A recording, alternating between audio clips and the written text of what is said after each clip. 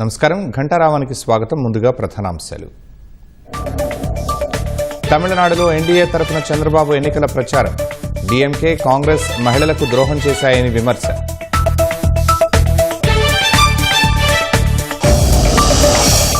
పుట్టినరోజు సందర్భంగా అన్నా క్యాంటీన్లో సీఎం అల్పాహారం. పేదలకు తిండి పెడితే వైసీపీ సహించలేకపోయిందని విమర్శ.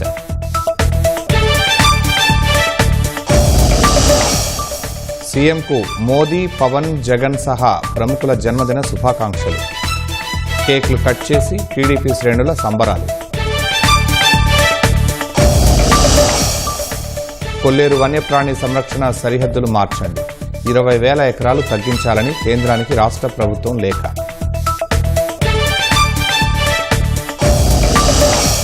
సచివాలయ ఉద్యోగుల సంఘం మాజీ అధ్యక్షుడు వెంకట్రామరెడ్డి డిస్మిస్. సర్వీస్ నిబంధనలు ఉల్లంఘించారని చర్యలు.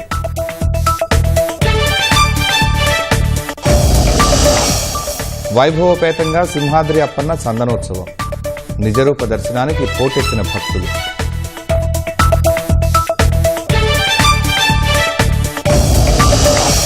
శాంతి చర్చలకు అంగీకరించామన్న వార్తలను ఖండించిన ఇరాన్. అమెరికా గొంతెమ్మ కోరికల వల్లే రావట్లేదని స్పష్టీకరణ.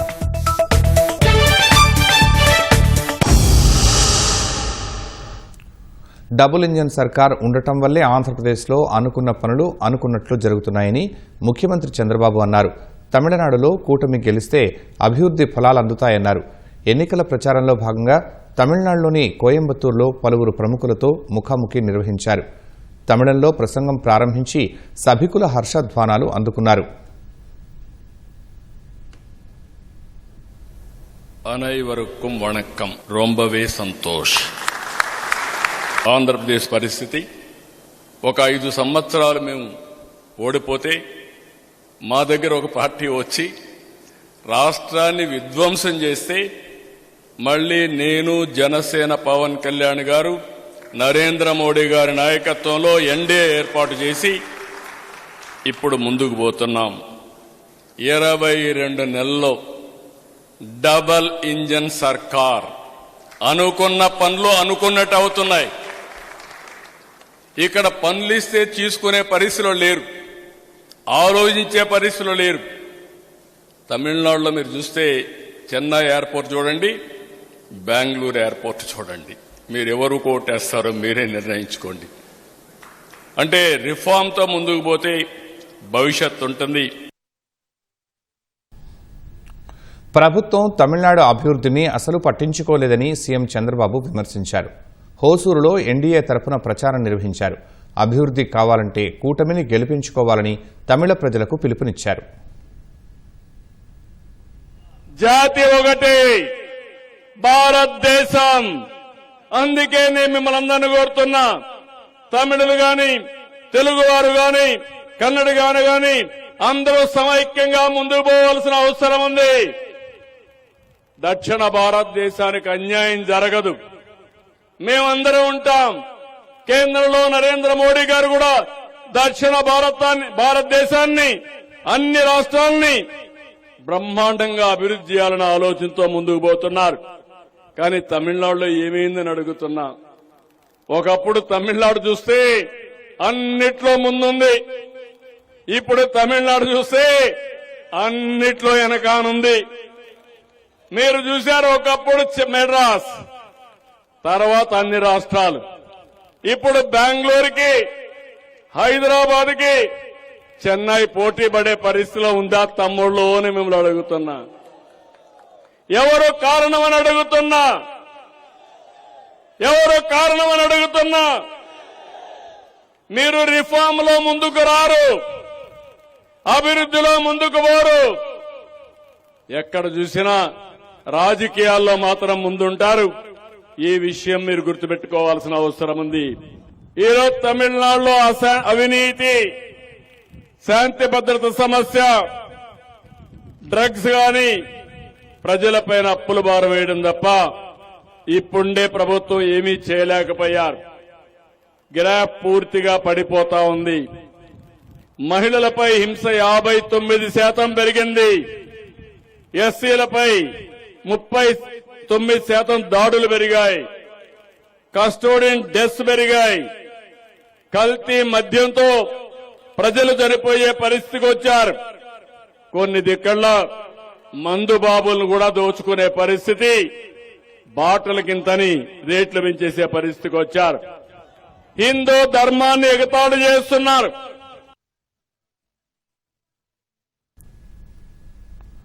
రాష్ట్రంలో ఒక్కరు కూడా ఆకలితో బాధపడకూడదనే లక్ష్యంతో పనిచేస్తున్నట్లు ముఖ్యమంత్రి చంద్రబాబు వెల్లడించారు. అన్నా క్యాంటీన్ల ద్వారా 5 రూపాయలకే భోజనం అందించడం అందులో భాగమేనన్నారు. ఈ ప్రజా ఉద్యమంలో అందరూ భాగస్వాములు కావాలని పిలుపునిచ్చారు. ముఖ్యమంత్రి చంద్రబాబు 76వ జన్మదిన వేడుకలు నిరాడంబరంగా చేసుకున్నారు. భార్య భువనేశ్వరితో కలిసి విజయవాడ పటమట అన్నా క్యాంటీన్ను సందర్శించారు. పేదలకు అల్పాహారం వడ్డించారు. తర్వాత వారితో కలిసి సీఎం దంపతులు టిఫిన్ తిన్నారు. క్యాంటీన్కు వచ్చిన వారి ఆర్థిక పరిస్థితి, యోగక్షేమాలు తెలుసుకున్నారు. ప్రభుత్వ సంక్షేమ పథకాల అమలు తీరును ఆరా తీశారు. పటమట ప్రాంతానికి తరలివచ్చిన జనం హ్యాపీ బర్త్డే సీఎం సార్ అంటూ శుభాకాంక్షలు చెప్పారు. వారందరికీ సీఎం నవ్వుతూ అభివాదం చేశారు. చంద్రబాబు 76వ బర్త్డే సందర్భంగా అన్నా క్యాంటీన్లకు నారా భువనేశ్వరి 76 లక్షల విరాళమందించారు. ఆ డబ్బులతో రాష్ట్రమంతటా అన్నా క్యాంటీన్లలో 3 పూట్ల ఉచితంగా భోజనం పెట్టారు. ఇదే స్ఫూర్తితో ప్రజలు ముందుకు రావాలని సీఎం పిలుపునిచ్చారు. రాష్ట్రంలో ఏ ఒక్కరూ అన్నం లేక ఇబ్బంది పడే పరిస్థితి ఉండకూడదన్నారు. ఇక్కడ అన్నా క్యాంటీన్కి వచ్చి ఉదయం అందరితో కలిసి బ్రేక్ఫాస్ట్ చేయడం చాలా సంతోషాన్ని ఇస్తా ఉంది. ఆంధ్రప్రదేశ్ అన్నపూర్ణ, ఏ ఒక్క వ్యక్తి ఆకలితో బాధపడకుండా కడుపు నిండా తిండి పెట్టే పరిస్థితి మనం తీసుకురావాల్సిన అవసరం ఉంది. ఎన్టీ రామారావు గారు తిరుమలలో అన్నప్రసాదం కార్యక్రమం ప్రారంభించారు. అది నిరంతరం కొనసాగుతా ఉంది. అదే స్ఫూర్తితో అన్నా క్యాంటీన్ పెట్టాం. భువనేశ్వర్ గారిని మనస్ఫూర్తిగా అభినందిస్తున్నాను. ఈరోజు నా పుట్టినరోజు సందర్భంగా 76 లక్షల రూపాయలు రాష్ట్రం మొత్తం అన్ని అన్నా క్యాంటీన్లో ఫ్రీగా 3 పూట్ల భోజనం పెట్టడానికి ముందుకు వచ్చారు. ఒక స్ఫూర్తిదాయకంగా నిలిచారు. ఈరోజు నేను ఒకటే ప్రజలందరికీ విజ్ఞప్తి చేస్తున్నా, ఇది ఒక స్ఫూర్తిదాయకమైన కార్యక్రమం. అన్నదానం అన్నింటికంటే మహాపవిత్రమైనది. మీకు తోచిన విధంగా అన్నదాన కార్యక్రమంలో మీరు భాగస్వాములు కావాలని పిలిపిస్తున్నా. పేదల కడుపు నింపే అన్నా క్యాంటీన్లను గత ప్రభుత్వ హయాంలో మూసివేయటం దారుణమని చంద్రబాబు అన్నారు. గడిచిన ప్రభుత్వాన్ని చూశాం. ఇలాంటి బంగారు లాంటి క్యాంటీన్లు, దీన్ని చూస్తే ఎట్లా మనసు వచ్చిందో నాకైతే తెలియదు. పేదవాడికి తిండి పెడితే సహించలేక ఆ క్యాంటీన్లు క్లోజ్ చేసే పరిస్థితికి వచ్చారు. మామూలుగా ఎవరైనా భోజనం పెడతామంటే వాళ్ళ మీద తప్పుడు కేసులు పెట్టి వాళ్ళు అరెస్ట్ చేసే పరిస్థితికి వచ్చారు. అంటే పేదవాడు తిండి తింటే కూడా భరించలేని వాళ్ళు రాజకీయాల్లో ఉన్నారంటే, పరిపాలన చేశారంటే రాష్ట్ర ప్రజానీకం గుర్తుపెట్టుకోవాల్సిన అవసరం ఉంది. కొల్లేరు అభయారణ్యం పరిధిని 20,000 ఎకరాలు తగ్గించేలా చర్యలు తీసుకోవాలని రాష్ట్ర ప్రభుత్వం కేంద్రాన్ని కోరింది. ఈ మేరకు రాష్ట్ర అటవీ శాఖ ముఖ్య కార్యదర్శి కాంతిలాల్ దండే కేంద్ర సాధికార కమిటీకి లేఖ రాశారు. కొల్లేరు వన్యప్రాణి సంరక్షణ కేంద్రం సరిహద్దుల మార్పుల కోసం లేఖలో విజ్ఞప్తి చేశారు. National board for wild life standing committee సిఫార్సులు అమలు చేయాలని కోరారు. సరిహద్దుల నిర్ణయంపై స్థానికుల నుంచి వస్తున్న వ్యతిరేకతతో శాంతి భద్రతల సమస్యలు తలెత్తుతున్నట్లు లేఖలో పేర్కొన్నారు. కొల్లేరు సరిహద్దుల మార్పునకు కేంద్ర సాధికార కమిటీ అనుమతి కోరాలని 2026 ఫిబ్రవరి 24న రాష్ట్ర మంత్రిమండలి తీర్మానం చేసినట్లు తెలిపారు. 2018 నుంచి సరిహద్దుల మార్పుపై ఉన్న స్టేను ఎత్తివేసి తదుపరి చర్యలకు అనుమతి ఇవ్వాలని లేఖలో కాంతిలాల్ దండే కోరారు.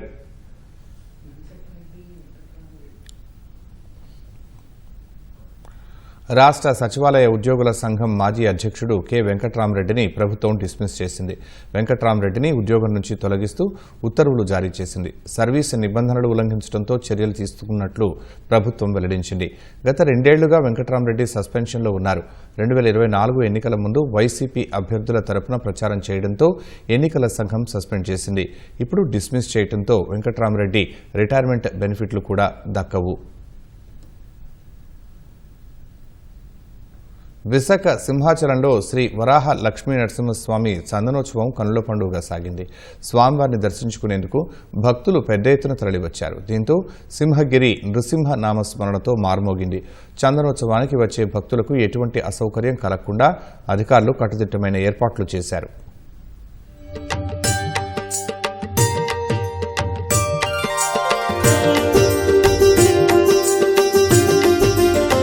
సింహాద్రి అప్పన్నస్వామి చందనోత్సవం ఘనంగా జరిగింది. చందనోత్సవాన్ని పురస్కరించుకుని అప్పన్నస్వామి ఆలయ ప్రాంగణాన్ని సుందరంగా ముస్తాబు చేశారు. రంగురంగుల విద్యుత్ దీపాలను అలంకరించారు. మొదట ఆలయ పారంపర్య వంశ ధర్మకర్త గోవా గవర్నర్ అశోక్ గజపతిరాజు కుటుంబ సభ్యులతో కలిసి స్వామివారికి తొలి చందనం సమర్పించి దర్శనం చేసుకున్నారు. హోంమంత్రి అనిత ప్రభుత్వం తరపున స్వామివారికి పట్టు వస్త్రాలు సమర్పించారు. అనంతరం తిరుమల తిరుపతి దేవస్థానం స్వామివారికి పట్టు వస్త్రాలు సమర్పించింది. తెల్లవారుజామున 3:30 నుంచి 5 గంటల వరకు ప్రముఖులు అంతరాలయ దర్శనం చేసుకున్నారు. గత అనుభవాల దృష్ట్యా ఎలాంటి అవాంఛనీయ ఘటనలు జరగకుండా పకడ్బందీ ఏర్పాట్లు చేశారు.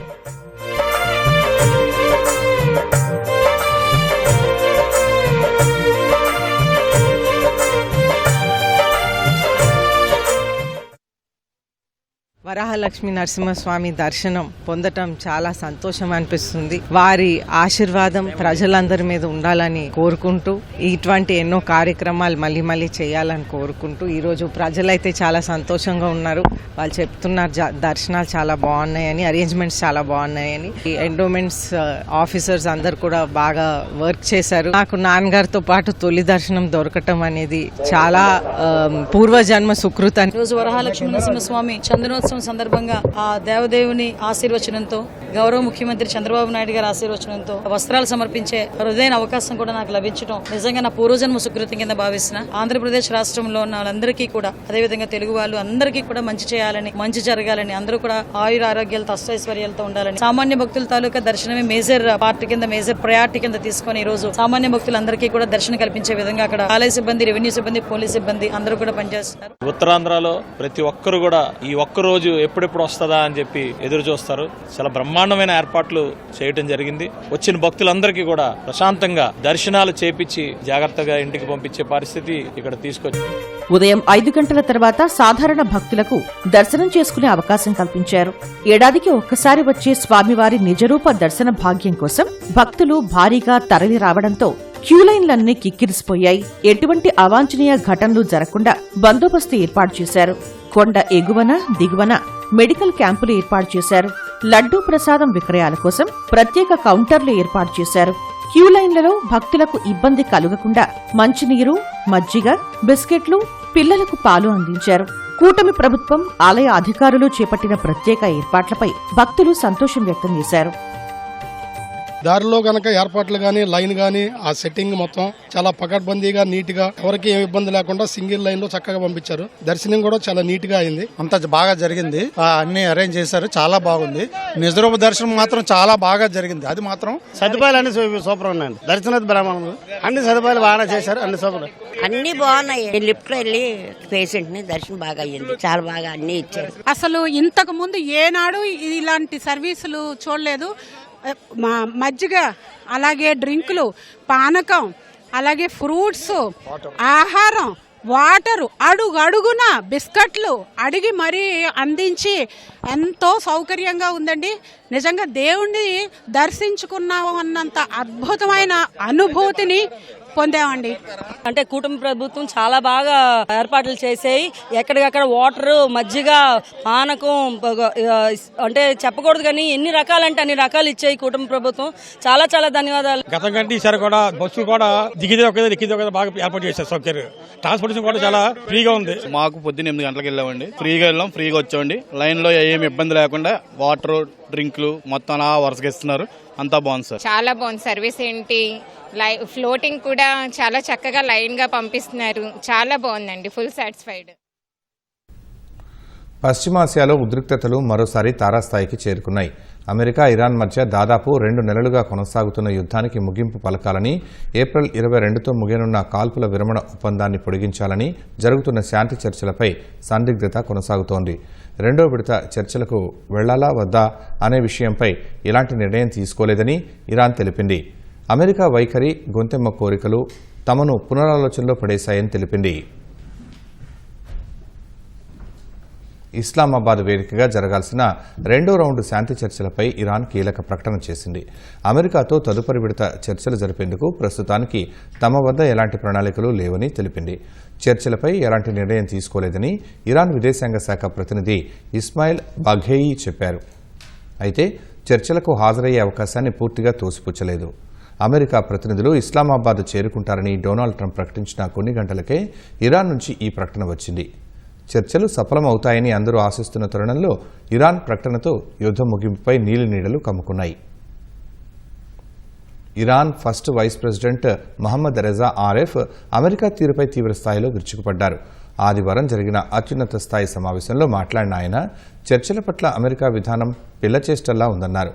ఒకవైపు ఒత్తిడి చేస్తూనే మరోవైపు శాంతి చర్చలు అంటున్నారని, ఆ వెంటనే మళ్లీ కఠిన వైఖరి అవలంబిస్తున్నారని మండిపడ్డారు. ఇరాన్ బృందం ఈ చర్చలకు వెళుతుందనే వార్తలు మొదట వెలువడ్డాయి. దౌత్య రంగంలో వెనక్కి తగ్గేదే లేదని ఇరాన్ పార్లమెంటు స్పీకర్ కూడా ప్రకటించారు. కానీ ట్రంప్ బెదిరింపులకు తోడు గల్ఫ్ ఆఫ్ ఒమన్, హర్మూజ్ జలసంధి మార్గాల్లో అమెరికా సైనిక చర్యలే ఇరాన్ యూటర్న్ తీసుకోవడానికి కారణమని తెలుస్తోంది.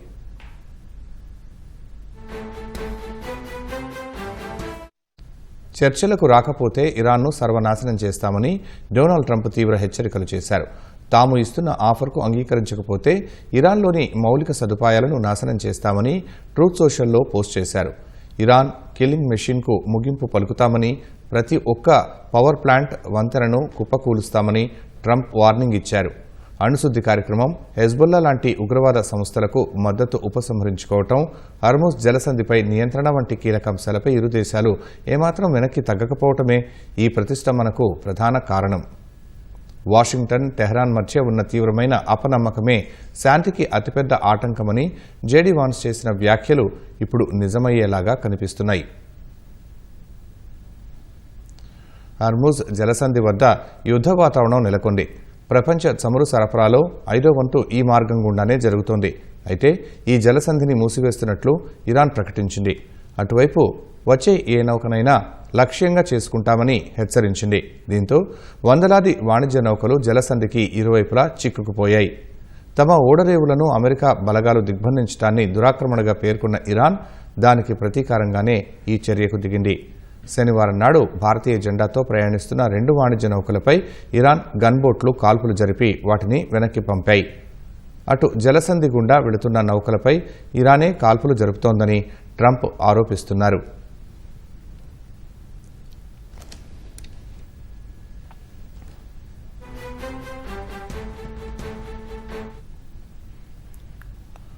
జపాన్ను మరోసారి భారీ భూకంపం వణికించింది. జపాన్ ఉత్తర తీరంలో 7.7 తీవ్రతతో సంభవించిన భూకంపంతో అధికారులు అప్రమత్తమయ్యారు. పలు ప్రాంతాలకు జపాన్ వాతావరణ సంస్థ సునామీ హెచ్చరికలు జారీ చేసింది. సముద్ర తీరాలకు ఎవరూ వెళ్లవద్దని, ఎత్తైన ప్రాంతాలకు చేరుకోవాలని ప్రజలను కోరింది. ఇప్పటికే పలు పట్టణాల ప్రజలను సురక్షిత ప్రాంతాలకు తరలిస్తున్నారు.